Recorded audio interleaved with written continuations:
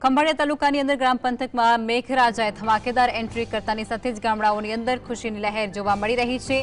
લાલપરડા, ભાડતર, કેશોદ, વિંજલપર સહિતના જે વિસ્તારો છે ત્યાં ધોધમાર વરસાદ વરસ્યો છે। ખાસ કરીને લાલપરડા ગામની અંદર વરસાદને કારણે ફુલકુ નદી બે કાંઠે વહેતી થઈ છે અને જેના દ્રશ્યો લોકોએ કેમેરાની અંદર કેદ કર્યા છે। ગ્રામ્ય વિસ્તારની અંદર વરસાદને કારણે ખેતરોમાં પાણી ભરાઈ જતાની સાથે જ ખેડૂતોએ રાહતનો શ્વાસ લીધો।